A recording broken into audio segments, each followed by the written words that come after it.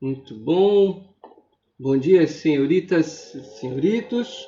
Estamos iniciando a gravação da aula, certo? Vamos dar sequência à nossa discussão sobre o mundo feudal, né? Vamos recuperar o que nós já discutimos sobre esse mundo feudal. Nós já discutimos a economia desse mundo feudal, não é? Nós já sabemos que economicamente esse feudalismo se baseava na agricultura de subsistência, que o comércio quase desaparece, né? Ele era muito pequeno, tão pequeno que algumas obras dizem que o comércio desapareceu, né? Na realidade, ele era. A gente dividiu esse comércio em três momentos, né? Em três grupos: comércio local, dentro do feudo, comércio regional de feudo com feudo, esses dois baseados no escambo, e o comércio de grandes distâncias, aonde se tinha acesso, alguns senhores feudais tinham acesso às chamadas especiarias, e esse acesso às especiarias demandava, né, poder, né, demandava status, certo? Devido à dificuldade, né? Tinha que ter muito poder para acessar a esse comércio de especiarias, né? Vimos aí que uma das dificuldades para esse comércio, né, era a variedade de moedas, não é? Você imagina que cada feudo, já que você não tem um estado unificado, certo? Cada feudo vai ter a sua moeda, né? Moedas de tipos diferentes, né? Espessura, né? Material, né? Ouro, prata. Isso demanda valores diferentes e uma negociação diferente com o comerciante. Você imagina a dificuldade desse comerciante para lidar com tanta diversidade. Mas vamos seguir. Vimos aí que a sociedade feudal ela é dividida em três ordens, né? A, a, o clero, a nobreza e os servos, certo? O clero com a função de rezar, orar, proteger o espírito, a nobreza com a função de proteger a matéria, eram aqueles que faziam a guerra, certo? E os servos, né, eram aqueles que trabalhavam e o sustento deles garantia a sobrevivência, os privilégios da primeira e segunda ordem, né? Vimos aí que existiam, nós dividimos em duas relações, uma relação vertical e uma relação horizontal. A relação vertical entre senhores feudais, clero e nobres, e os servos, uma relação de dependência, a gente já discutiu isso, e uma relação horizontal, uma relação de reciprocidade entre suzerano e vassalo, entre nobres aqui, né? O que doa a terra e aquele que recebe. Na primeira relação vertical, a gente fez um link com características, né, com comportamentos, com instituições que remontam os romanos, né, o clientelismo e o colonato, certo? E a relação horizontal entre a nobreza, entre o suzerano e o vassalo, né, instituições germânicas ou bárbaras, né, o comitatus e o beneficium, certo? Aonde aquele nobre que foi fiel a um outro nobre, né, receberia um prêmio, um benefício, um feudo, certo? A gente começou a apresentar para vocês, nós discutimos aí, dentro dessa relação de dependência, não é? Onde o servo depende do nobre, porque esse nobre concede ao servo o direito de usufruir da terra para retirar dele o seu sustento, mas esse servo estava submetido a uma série de obrigações, né? E nós vimos aí as obrigações a quais esses servos estavam submetidos: a corvéia, a banalidade, talha, mão morta, captação, entre outras, onde nós vimos que o que sobrava para o servo era muito pouco, certo? Muito pouco ou quase nada, né? Por que o servo se submetia a essa condição de exploração? Porque quem controla a verdade é a igreja, certo? E a igreja legitima essa desigualdade, essa exploração. E a gente conversou isso. Ah, não é porque a igreja era mal, a igreja roubava. Não, era uma ideia de uma mentalidade, né? Você acreditava naquilo, era a interpretação do momento, certo? Você vai ter. Vamos pegar aqui o nosso quadro, nossa lousa verde, né? Feita, né? Vamos assim. Então você tinha aqui a igreja. Qual é o objetivo de todo mundo aqui? O objetivo de todo mundo é chegar aqui, ó, alcançar a Deus. O objetivo é alcançar a Deus. O homem quer alcançar a Deus, certo? Como que o homem alcança a Deus? Bom, dentro dessa concepção medieval, só existe um caminho, A igreja. Então, o homem, para chegar a Deus, é via igreja. A igreja é o intermediário dessa relação do homem com Deus. Só ela é capaz de, certo? Só ela é capaz de fazer essa condução. Isso está claro? Isso é entendido? É importante entender isso para as discussões futuras, certo? É importante entender isso para as discussões futuras. Então, dentro de uma concepção feudal, medieval, como é que o homem chega a Deus? Através da igreja. Existe um intermediário. Certo? Isso é claro, né?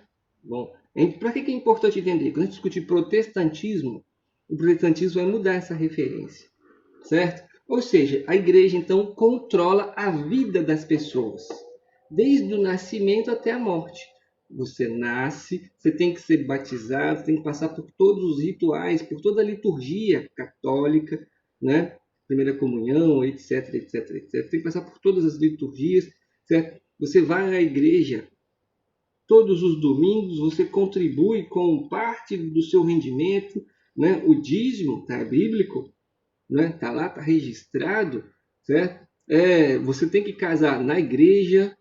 Quando você morre, você tem que receber a extrema-unção da igreja. Então a igreja controla toda a sua vida, certo? Nos momentos que você está na igreja, nos domingos, no dia do Senhor, ali você relata os seus pecados, certo? E para amenizar os seus pecados, você recebe uma série de obrigações ditadas pelo padre, né? Quantas vervarias, Pai Nosso, qual punição e castigo você deve se submeter, certo? Porque o sofrimento purifica. E é muito importante perceber isso também. Essa ideia vinculada ao cristianismo medieval de que o sofrimento purifica. É através do sofrimento que você alcança. Isso é muito louco, isso, certo? Mas é importante atentar para essas concepções, certo? Para alguns ainda estão presentes nos dias de hoje, certo? Sofrimento, certo? Você tem que sofrer para conquistar alguma coisa. Sem sofrimento não tem valor. Eu particularmente discordo, mas cada um é cada um. Beleza? Mas voltando aqui para a discussão, certo? A igreja controla a vida das pessoas em todos os sentidos. Ela dita a verdade. O que ela disser vai ser aceito, certo? Porque negar a igreja significa negar a Deus, certo? Beleza? Tranquilo aí? Bom, seguindo a nossa discussão de mundo medieval, certo? Seguindo a nossa discussão. Falamos, política. Politicamente, como é que está constituído esse mundo feudal medieval? O poder ele é descentralizado, né? Cada senhor feudal tem autonomia sobre o seu feudo, né? Ele estabelece ali as tributações, ele estabelece a lei que vai reger aquele feudo. Existe rei no mundo feudal medieval? Sim, existe rei, mas o rei é mais um, ele é o grande suzerano, né? Ele está enfraquecido, ele não consegue se impor aos demais. Ele está num processo de tentativa de recuperar esse poder. Nós vamos ver isso quando a gente falar sobre a formação dos estados nacionais, certo? Formação das monarquias, né? A centralização do poder. Esses reis estão buscando recuperar esse poder. Mas caracterize politicamente esse mundo feudal, ele é descentralizado. Existe um rei? Existe, mas ele é mais um, certo? Ele não consegue se impor. Ele é rei, mas não governa. Ele não reina efetivamente, certo? Ele não se impõe aos demais. Beleza? Como é que era a arte, cultura nesse mundo medieval? Bom, a gente já deu uma dica, né? Quem é que vai controlar o que pode ser feito, visto, assistido, participado? É a igreja, certo? E aí você entra numa discussão importante, porque esse mundo feudal, né, medieval, ele é construído a partir, lembra?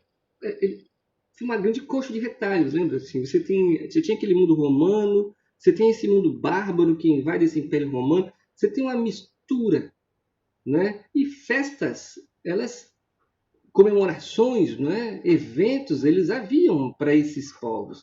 E como que a igreja controla isso? Ela vai tentar restringir o máximo possível, certo? Ela tenta restringir o máximo possível, mas você tem momentos de permissão de que algumas festas se desenvolvam, né? Até como válvula de escape para as tensões, pressões, medos das pessoas. né? Eu lembro que quando eu era criança pequena, minha avó dizia o seguinte, eu achava isso, acho isso o máximo. Minha avó dizia o seguinte, né? A gente criado dentro daquele medo do inferno, aquela coisa bem intensa. Quando a gente falava sobre o carnaval, ela dizia que o carnaval eram dias que Deus permitia ao diabo sair e festejar, certo? Então era como se aquela festa tivesse sido legitimada como fosse um momento que Deus permitiu, né, que as pessoas é, é, se excedessem, vamos dizer assim, certo? E isso era muito louco, porque essas justificativas eram dadas, né? Por exemplo, o que se comemora no dia 25 de dezembro? Meu aniversário? Não, não é só isso, né? Eu faço aniversário dia 25 de dezembro, mas não é por isso que é feriado, certo? O Natal. E o que é o Natal? O Natal comemora o quê? É uma data que comemora o quê? Pode, sem medo, vai lá, se manifesta. Ah, o nascimento de Jesus. Aham, prova. Não, não tem. Há uma tese que diz assim, Jesus deve ter nascido, tendo como referência a estrela que guiou os reis magos, né? É uma tese, ou seja, isso é uma tese e uma discussão, né? Aquela estrela, ela surge mais ou menos, salvo engano, na primeira quinzena de novembro. Na primeira quinzena de novembro. Ou seja, você não sabe exatamente, você não tem como provar que Jesus nasceu no dia 25 de dezembro. Possivelmente, o nascimento de Jesus foi especificado para o dia 25 de dezembro, porque o final desse ano aconteciam várias festas pagãs, ou seja, os povos faziam festas homenageando outros deuses, né? E a igreja vai fazer isso, ela vai pegar essas datas onde se faziam grandes comemorações a deuses, né? De origem bárbara, germânico, relativa ao antigo Império Romano, certo? E vai especificar essas datas como datas cristãs. Então, a comemoração do nascimento de Jesus, ela abafa essas festas pagãs, certo? Ela abafa. Então, ao invés de você comemorar os deuses A, B, C, D, qualquer que seja, no dia 25 de dezembro agora você comemora o nascimento de Jesus, certo? Se você fizer uma pesquisa mais profunda, você vai ver a relação das festas juninas, né? Aquela coisa de soltar fogueira, comemorações pagãs também. Então você vai nomear as festas pagãs com festas agora de cunho cristão. Isso é muito louco você pensar nisso e como que a gente é induzido a, não é? Bom, Jesus nasceu, que dia a gente não sabe. Você não tem lá um cartório, esse dia nasceu Jesus. Você não tem, certo? Então, subentende-se, né? Foi estabelecido, né, que ele nasceu pela igreja, que ele nasceu dia 25 de dezembro, nesse momento, nesse contextão aí, para sufocar, para pôr fim a essas festas pagãs, certo? Beleza? É importante perceber isso, né? Como que você manipula dados e informações. Possivelmente, de acordo com algumas pesquisas que são elaboradas, Jesus nasceu em novembro, é uma tese, certo? Bom, isso não desmerece a ação de Jesus enquanto homem, né? Enquanto ação. Beleza? Tá claro aí? Todo mundo pegou essa? Certo? Por que eu disse isso tudo? Para mostrar como que a igreja controla. Certo? Para mostrar, você precisa sufocar as crenças antigas. Certo? Você precisa sufocar as crenças antigas. Esse é um caminho, esse é um meio. Beleza? Beleza? Bom, então é importante atentar que algumas festas serão permitidas como forma de extravasar. Certo? Se a gente pensar que as pessoas só viviam trabalhando com medo do inferno, dentro dessa opressão intensa, uma vez passou num filme e os meninos me perguntaram assim, alguns anos perguntaram se era verdade que no feudalismo, na Idade Média, a primeira noite, o servo casava, né? Um casal, o servo casava, a mulher virgem, a primeira noite, né, da mulher, quem ia ter era o senhor feudal, certo? Ora, bolas, eu não vou dizer para você que isso não existiu, mas não era algo comum. Imagina essa vida opressiva por qual esse servo vive, é submetido, se ainda por cima ele vai aceitar que a esposa dele seja desposada por um outro homem só porque ele é um nobre, né? A forma reage, era o nome, né? Certo? Então, às vezes o cinema ele fantasia um pouco as coisas. Isso não era uma coisa comum, algo que acontecia à torta direito. Né? As pessoas às vezes gostam de comentar isso para ficar algo mais divertido. Mas não, no entanto, você não pode banalizar esse tipo de discussão. Certo? Alguns senhores vão tentar se aproveitar dessa construção, dessa invenção, certo? Mas isso não é, vamos dizer assim, uma lei que vai pegar, certo? Porque dentro desse contexto de exploração que a gente está vivendo do servo, ele não vai aceitar isso, o pau vai quebrar, certo? O pau vai quebrar, beleza?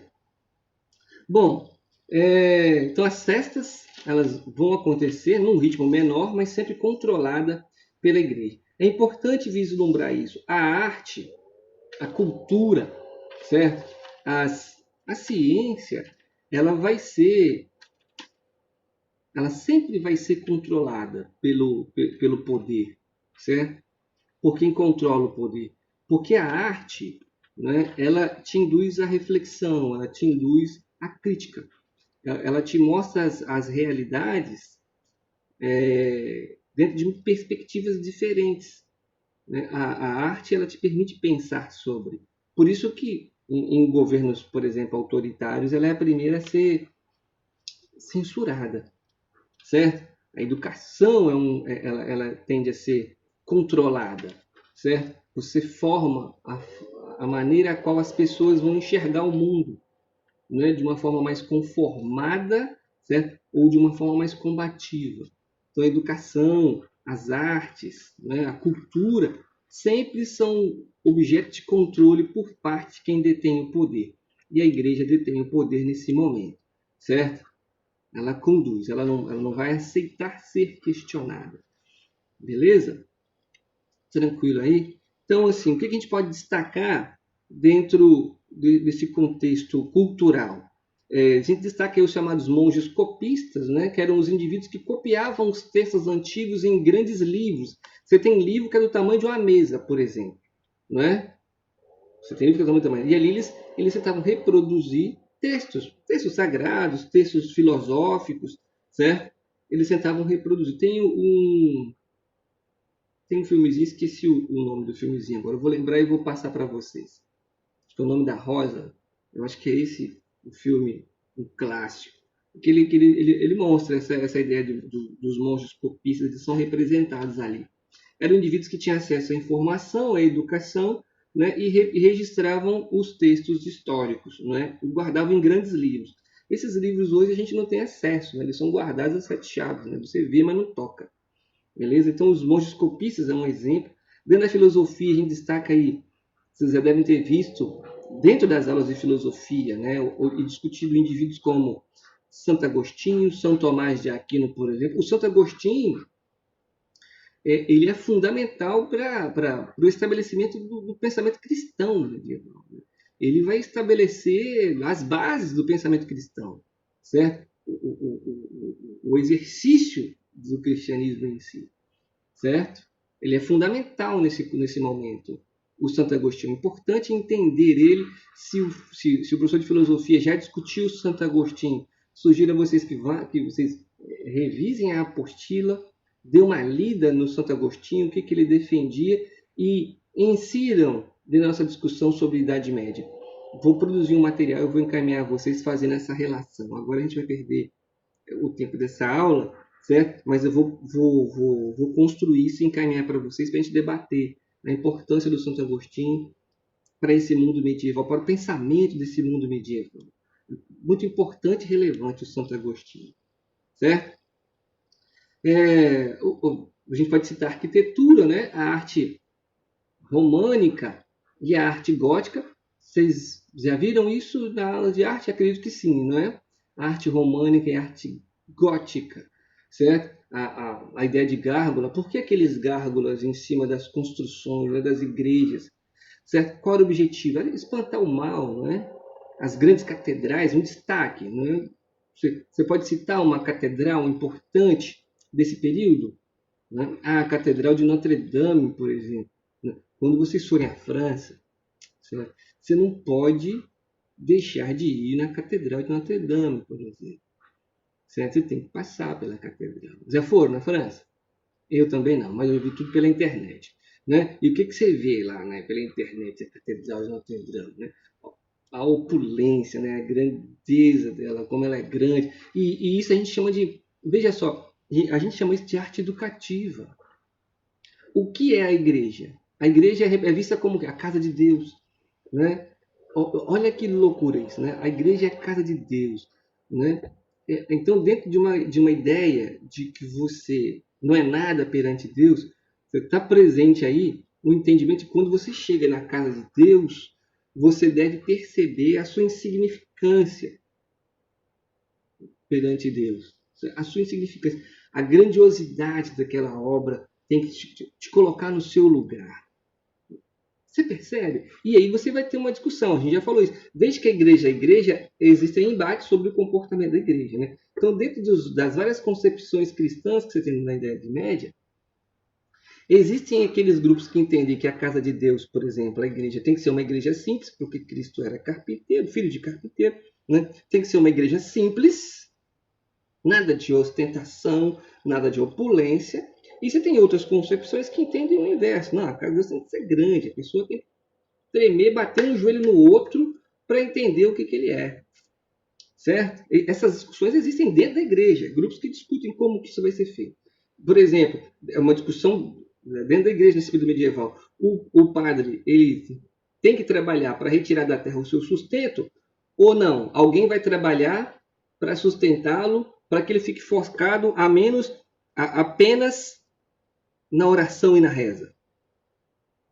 Então, eu, padre, devo trabalhar ou devo me focar somente na oração e na reza? Se eu for me focar apenas na oração e na reza, alguém tem que produzir para mim.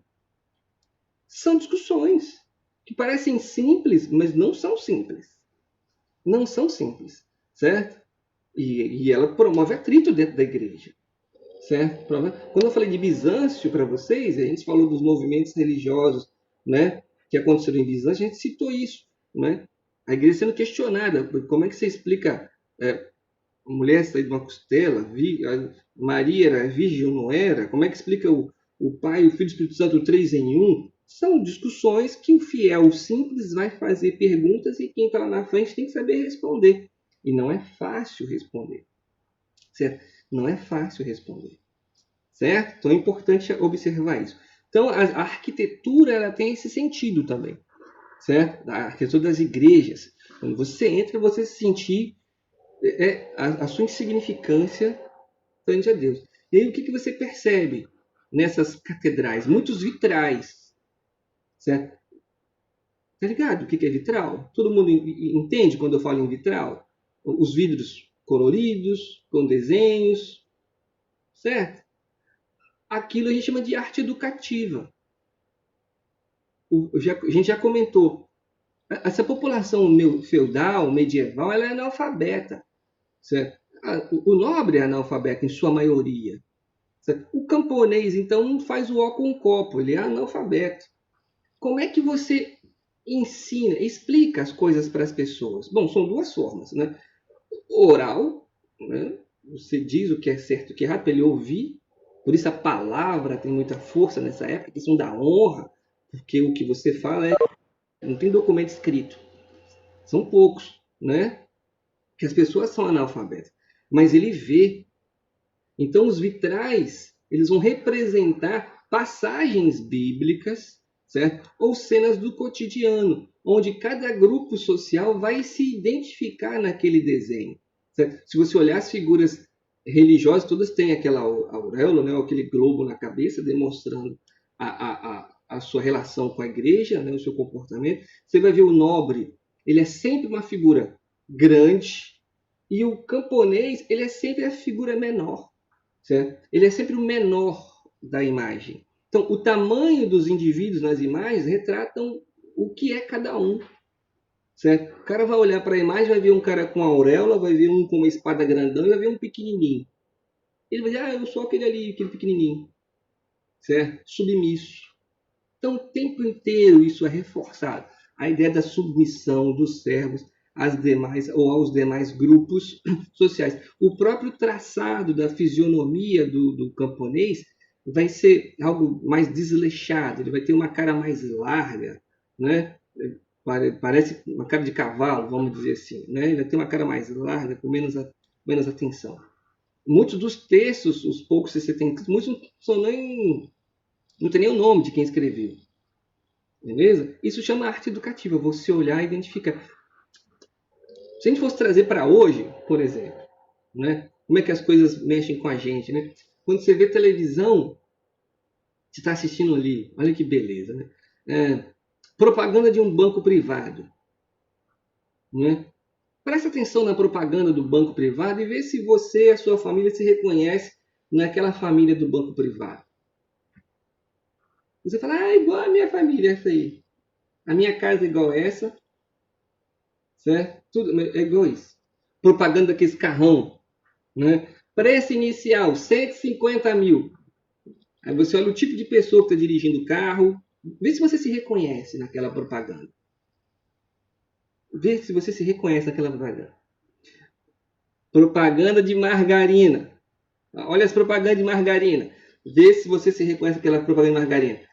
O pai, a mãe, todo mundo feliz de manhã na mesa com os filhos comendo margarina. Vê se você se reconhece naquelas propagandas. Isso está mandando mensagens para você. O que deveria ser e você compara com o que é. Certo? Aonde você se reconhece? Propaganda de supermercado, promoção de alcatra, né? Promoção de alvejante, né? Aliás, essa propaganda é para mim, hein? Isso é arte educativa. A gente falou de árabes, não foi? O que eu falei para vocês? Quando você fala em árabes, o que você imagina automaticamente? Terrorista? Homem-bomba? Isso está entranhado em vocês. Fala em comunismo. Você já pensa um monte de coisa ruim. Isso é construção. Os filmes. Eu sou um homem da década de 70, como o pai de vocês, década de 70 e década de 80. Os filmes, o que os filmes mostravam? Quem queria destruir o mundo, quem era o vilão? Era o comunista. Aí acabou, o mundo socialista caiu. Né? Se você olha nos filmes, quem são os vilões de hoje? São pessoas, são chineses, né, orientais, árabes, são os inimigos desse mundo ocidental capitalista. Então você olha para o filme o tempo inteiro, aquelas pessoas, aquele tipo de gente são os inimigos, são os inimigos. Isso é arte educativa, uma forma de indiretamente mostrar para você o que é bom, o que é ruim. Prestar atenção nessas sutilezas. Vê? São sutilezas, são formas de educação. Certo? São formas de educação. Beleza? Né? Mas vamos voltar para a Idade Média. Só fui para mostrar para vocês como é que funciona essa ideia da arte educativa. Né? Como que a gente é induzido. As novelas são... O que é novela? A pessoa sofre a novela todinha. No final, eles casam com os mais ricos e o vilão morre num acidente de carro, geralmente. Que nunca acontece isso. Né? As novelas são exemplo clássico. A ideia de que o amor vence no final, a felicidade... Você tem que acreditar nisso. As pessoas precisam acreditar nisso.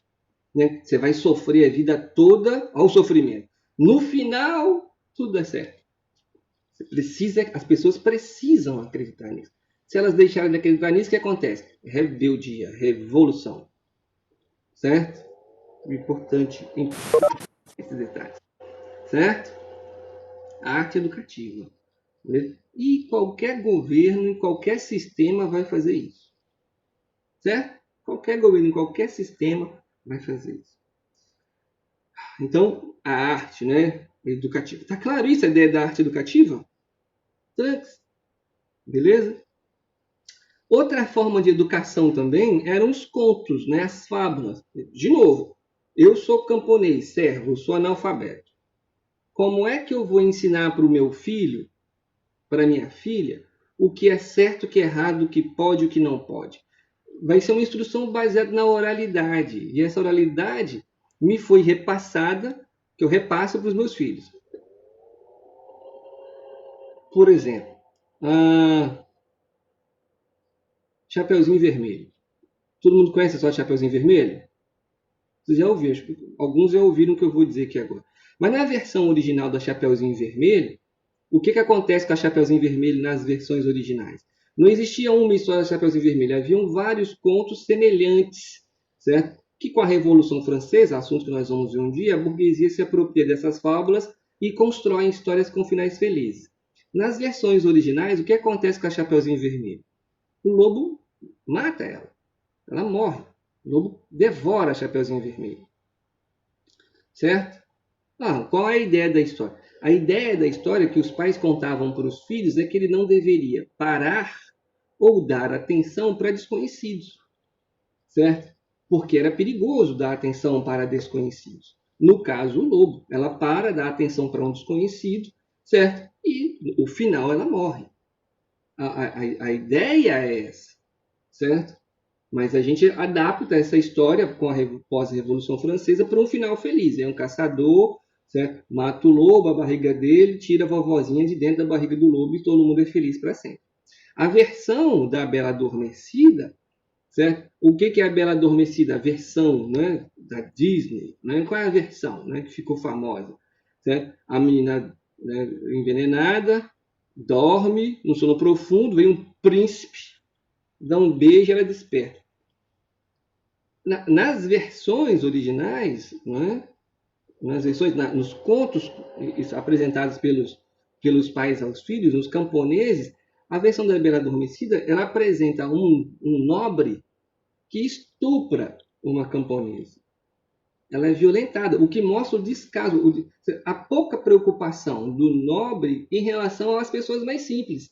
Eles agrediam, violentavam, ofendiam. Tanto você tem a figura do nobre protetor dos fracos e oprimidos, né? Que está enfrentando outro nobre, certo? Que está enfrentando outro nobre. Então, a forma... Eu estou acabando com essa infância.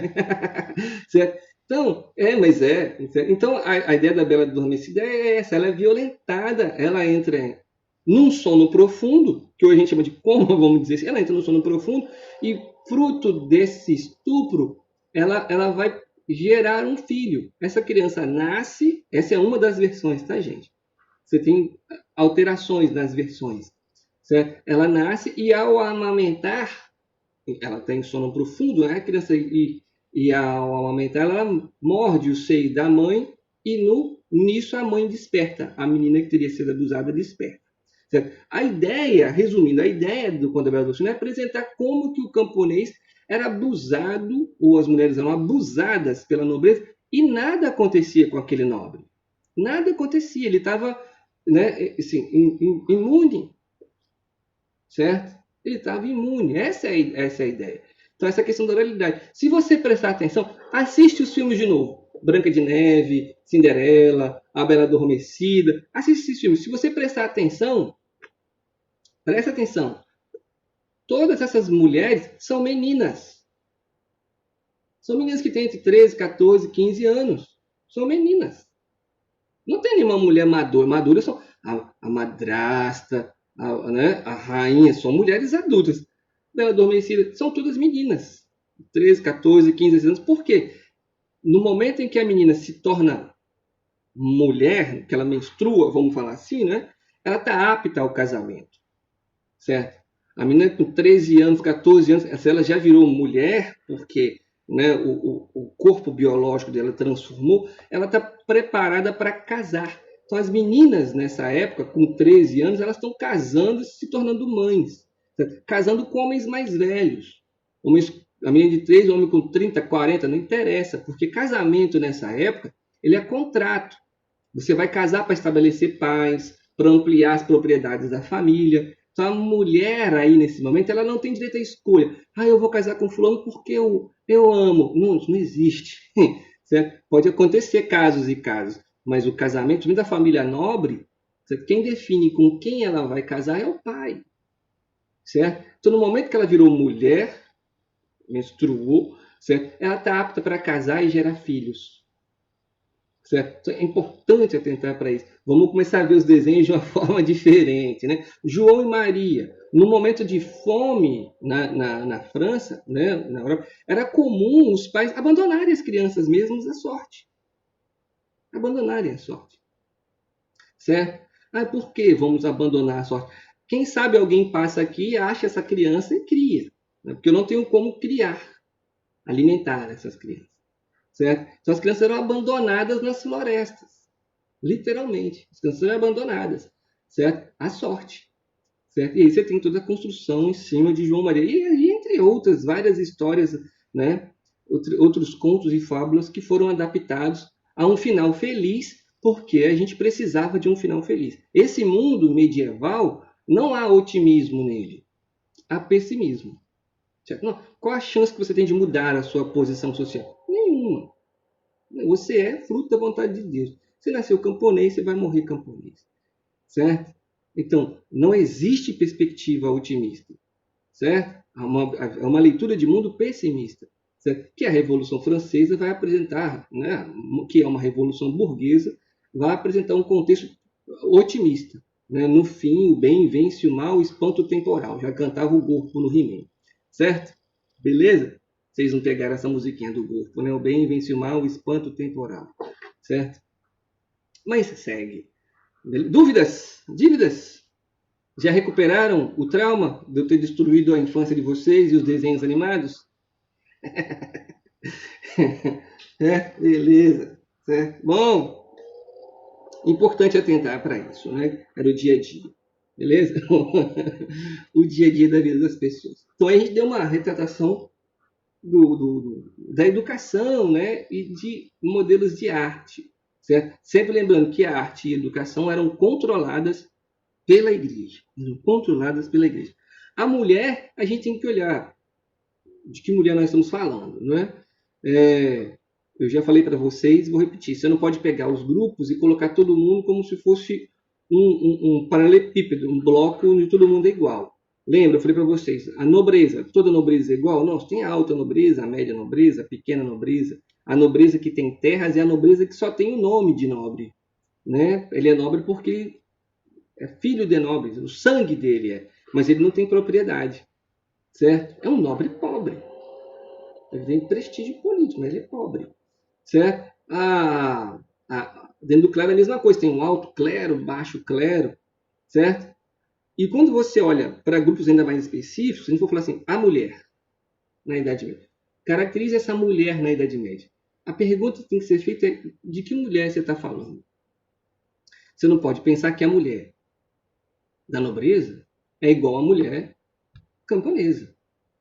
Essa mulher aqui, ó, a camponesa, ela está trabalhando, ela está no campo. Ela cuida da casa, né, dos filhos, ela ajuda na plantação. Enquanto essa mulher aqui da nobreza, qual é a função dela? Parir. Viver a vida de mãe. Certo? São diferentes.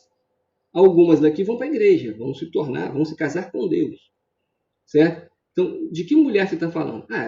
Essas mulheres elas não tinham direitos, elas estavam submetidas à autoridade do pai, certo? Ou do marido, na ausência desses, do irmão mais velho, certo?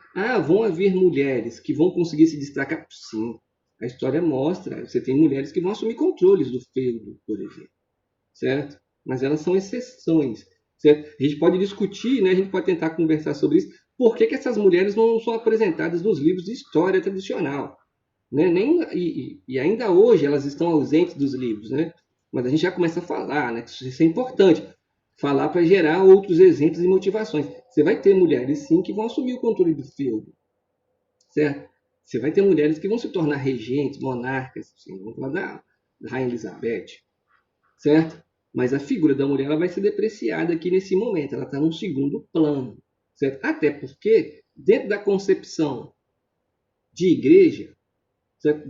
Do que o mundo é, por que o mundo é mundo, né? Quais são os modelos de mulher que você tem? Dentro da perspectiva da igreja, certo? De exemplo. Quais são os tipos de mulheres, né, que a Bíblia apresenta para nós? Os três modelos. Você tem três modelos de mulher: Maria, Eva e Maria Madalena. Certo? Sim ou não? Os três modelos. Né? Eva, Maria, mãe de Jesus, e Maria Madalena. São os três modelos. Né? Quem é Maria? Maria é a pura, a mãe de Jesus, é um modelo a ser seguido. O modelo a ser seguido, né? Maria, a mulher pura, temente a Deus, a que gerou Jesus, certo? Maria Madalena. Maria Madalena é aquela arrependida, aquela que pecava, é a que está mais próxima das pessoas, né? Aquela que pecava, né? Se arrependeu, né? E se converte. Maria Madalena. E Eva. E aí é o problema. Essa é uma leitura, tá, gente? Essa é uma das leituras, certo?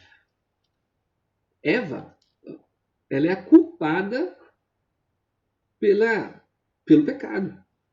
Foi Eva que comeu a maçã proibida. Maçã, vamos eliminar a maçã, porque em lugar nenhum diz que é maçã, né?